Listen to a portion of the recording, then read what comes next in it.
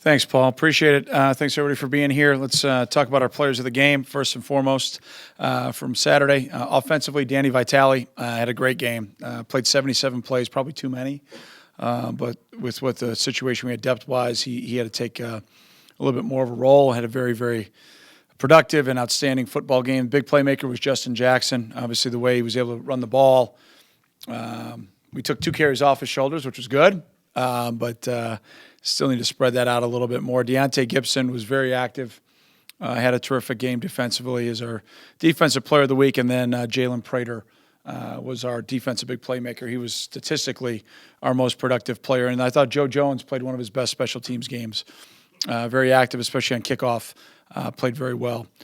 Practice players, TJ Green offensively, Nate Fox was great defensively, and Alonzo Mayo in the kicking game. So those guys did a terrific job. Excited to have the 2005 Sun Bowl team back this weekend. Have a reunion for that group. It's amazing to know that it's been 10 years. And just a terrific group of guys. And Tanja Jones, one of the captains of that generation, will be our honorary captain this weekend. Excited to have TJ. He's very active in our program, been a part of our mentor program now for a number of years.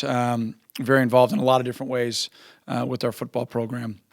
And working for Stryker, doing a great job. So very proud of him and excited to have him back and share a great message with our guys. As we move forward here to this week now, great challenge. Minnesota just embodies everything that Jerry Kill is all about. They play physical. They're very athletic. They're tough.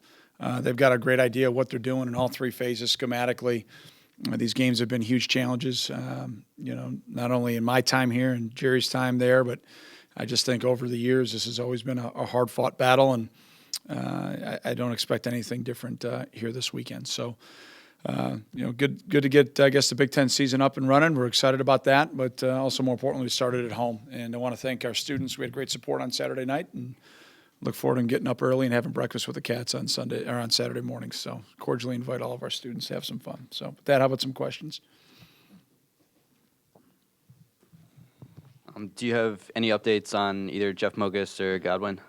Yeah, I think as we start the week, Jeff will be out and Godwin will be day-to-day.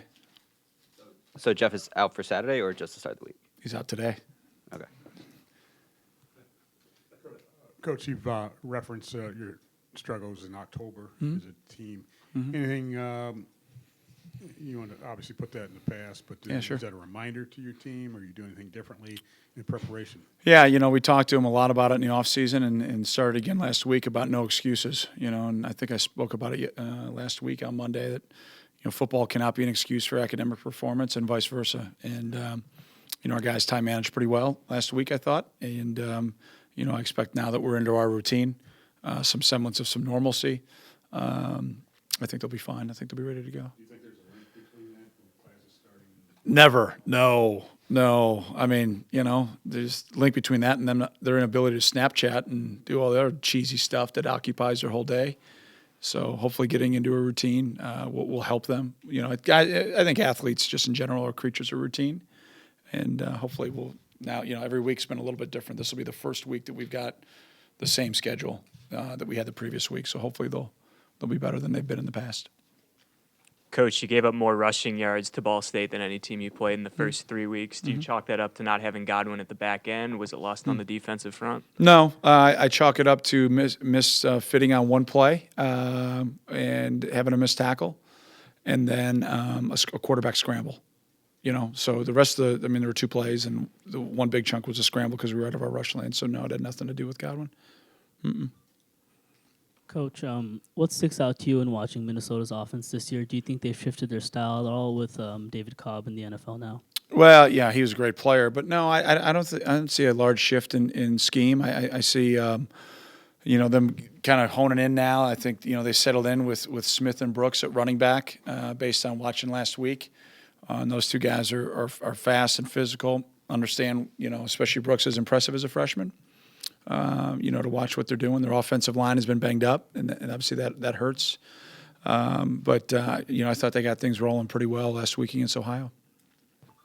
Coach, Clayton's had some flashes of good play through the first 4 games. How do you take that from 1 good quarter or 2 good quarters and push it throughout the entire game. Yeah, just consistency. I mean, I think that the third quarter was probably a pretty good snapshot, I think, of what he's capable of. But he's beyond all the other things. He's got to take care of the football. That's number one priority. Not only this week but every week, and he's got to be better there. I mean, that gave a football team that anytime you play a team that's from a lower division and you give them life. I mean, we influxed life right into them. Turning the ball over 3 times in the first half. And to be down by 1 score was a great job by our defense answering the bell. But Clayton, in particular, put our defense in a really, really tough situation in the first half. But I love the way he responded. I thought he had a pretty good second half. Maybe one throw he'd like to have back, that one to Danny, when it's got to be us or nobody. But, outside of that, I thought he played really well, and we're going to build upon that and, just keep helping him grow. And I know he'll embrace that. Coach, to follow up on that, do you think that was his best performance of the 4 so far, Clayton, like overall? No. I don't think he's had a great performance yet. I thought the third quarter was a good performance.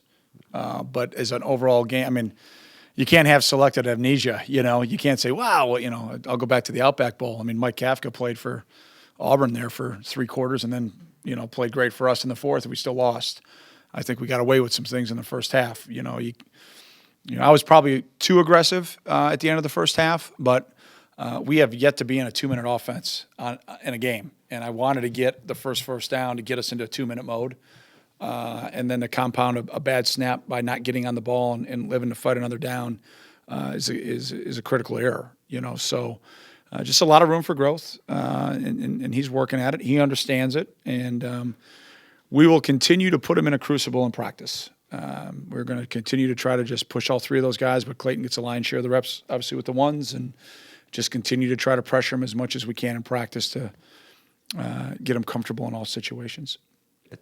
Well, we're on Clayton. When he was asked Saturday the difference between the first half and the second half, he said, I started going through my progression. In the first half, I was guessing a little bit.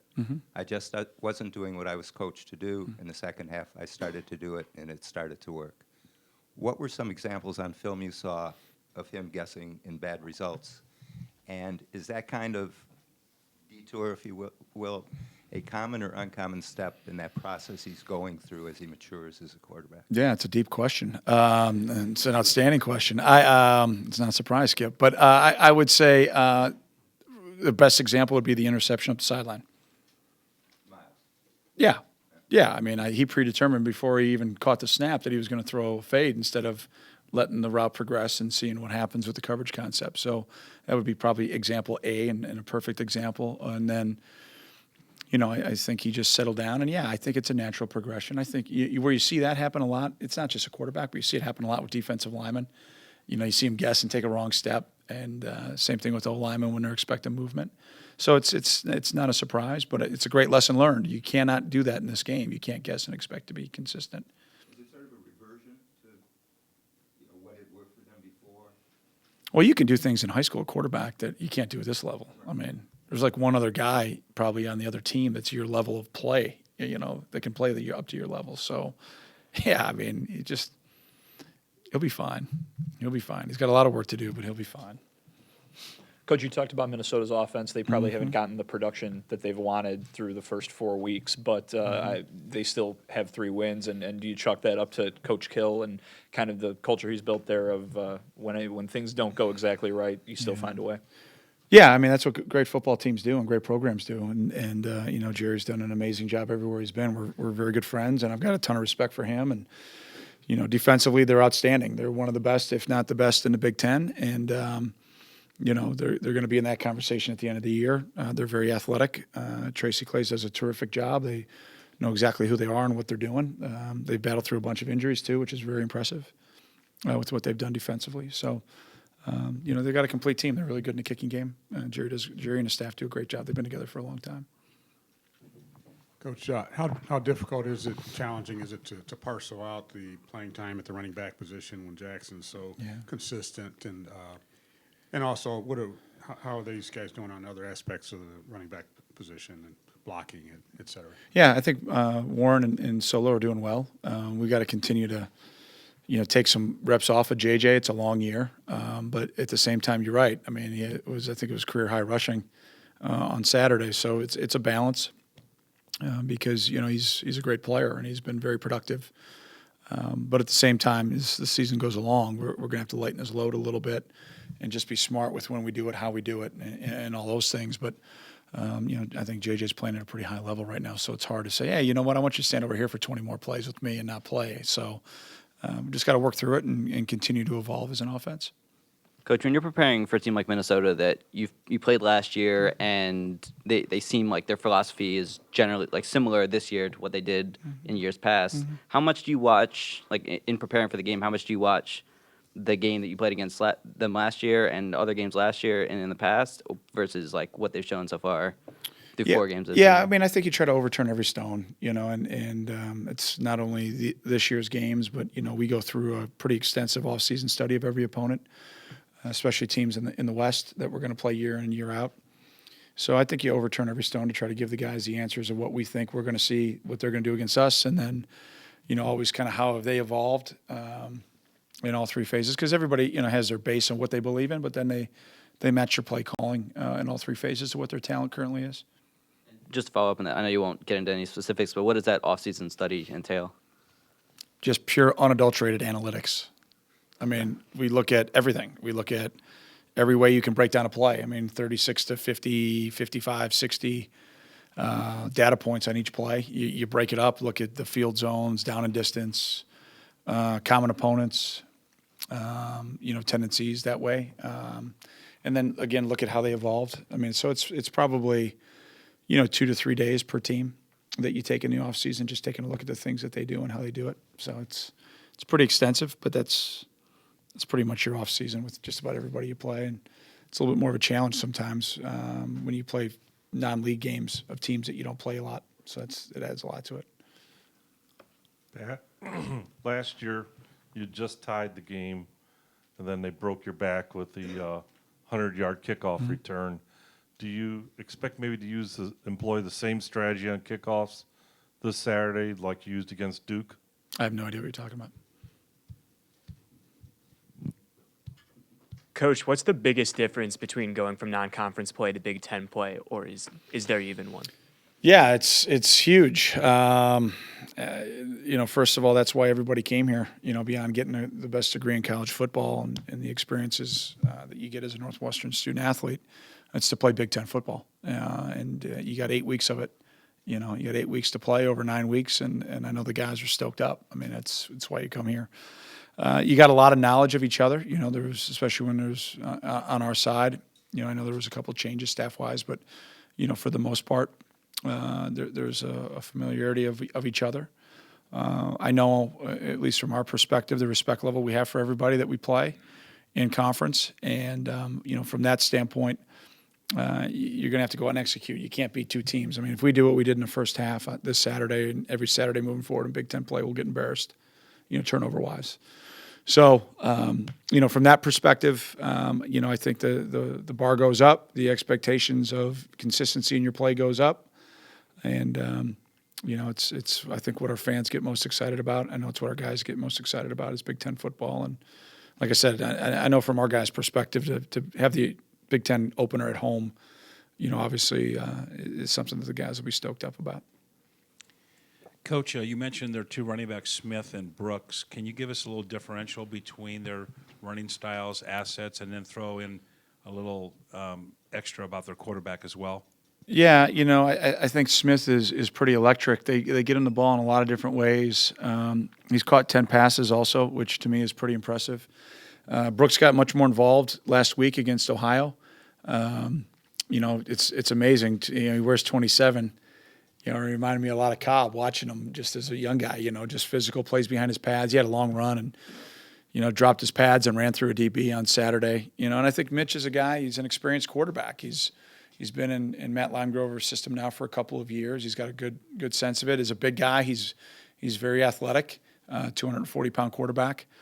And he's made pretty good decisions with the football, from that perspective. So, again, it's anytime you face a veteran quarterback, a physical offensive line and power running game. They've got great complements off of it. They're going to take their shots, and we're going to have our hands full with their offense. There's no doubt about that. Coach, special teams is a unit that's really come on strong lately with the kick return against Duke and the block extra point on Saturday. How have you seen that unit kind of progress this season? Yeah, I think we're improving. I don't think we're the finished product yet. I think we've got pretty good skill out there from a standpoint of talent. I think our specialists outside of, Jack's missed field goal on Saturday. I thought Matt had his best game. I thought Hunter at times did some good things over the last 3 weeks. Still a lot of room for improvement there.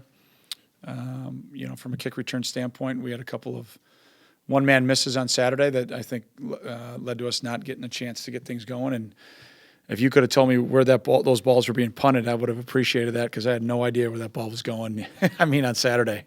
So it was probably more important that we were fake sound than anything. And I thought we had a pretty good scheme and adjusted pretty well to that. So that was an interesting night. But I think we're getting better there. It's going to be a huge challenge. That's one of the areas I think Minnesota separates themselves from most teams in the country. They're outstanding in the kicking game. They play a lot of starters. They've got great specialists. Their kickers, their punters, their return men. Had a little bit of a tough game on Saturday with their punt return, but that's an anomaly. They're very well coached and they play outstanding in the third and probably most critical phase in the kicking game.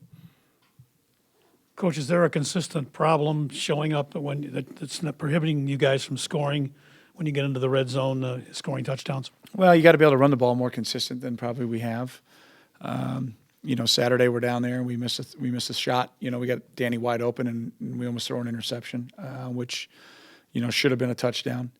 You go to the other side, trying to run the ball down there at the end, and we just didn't get it done. We didn't block well at the point of attack. So if the goal is obviously touchdowns, but points are critically important, and we had a chance to score in both drives. Didn't get it obviously with Jack's missed field goal. So it's going to be important, especially as you get into Big Ten play. You got to score touchdowns down there, and we've got to be better. Coach, on Saturday, Riley Neal had a pretty good game running the ball. How do you guys think you defended the read option and those quarterback runs? Yeah. And I guess I'll ask that first. Yeah, read option, I thought we were fine. He got the one long run and the scramble, right? It was, a 30-yard run or something like that? So, you take that away, and it's a little bit of a different deal. But he's a talented quarterback. I was really impressed by that young man. He's going to have a great career. And do you see any similarities in what they do with quarterback running and what Minnesota does? I know Liners ran the ball a fair amount. Yeah, Minnesota's got an element to it. Yeah, absolutely. They haven't majored in it. That was what Ball State was going to do. That's their identity. But I would say from Minnesota's standpoint, that's a part of their offense. It's not the entirety because they've obviously got the gap schemes with the power that they're going to run. That's a little bit different than BSU. BSU is just going to get on their tracks, kind of waddle off, and kind of a unique blocking scheme up front. But I would say Minnesota's a little bit more traditional from what we see week in and week out. A little bit more gap scheme maybe than some of the other teams that we've played. Probably similar more to like a Duke, what we saw against Duke. Coach, before the season, you said the defensive backs were going to be one of the position groups that would set an example for the rest of the team. So is that what you're seeing so far this season, and especially with the adversity they went through this past Saturday? Yeah, I thought they were fine. I thought their poise was fine. We had good coverage on Saturday. We just didn't win on a couple of 50-50 balls that, as you go throughout the year, you got to win on those plays one-on-one. And then, we got to have some coverage multiplicity also in some areas that we feel like we've got to be a little better coaching-wise. But I like where the group is at. I think it's a competitive group. I think they push each other. And I think they're getting a great look from our scout team every week. I think those guys are really pushing our DBs. And I'm really proud of the leadership from Trevion, as a captain, to see what he's doing on a day in and day out basis. Nick Van Hoos has played a ton of ball for us. Matt Harris, Godwin kind of is now truly a first-year starter, I think has been pretty solid. So I like where that group's at.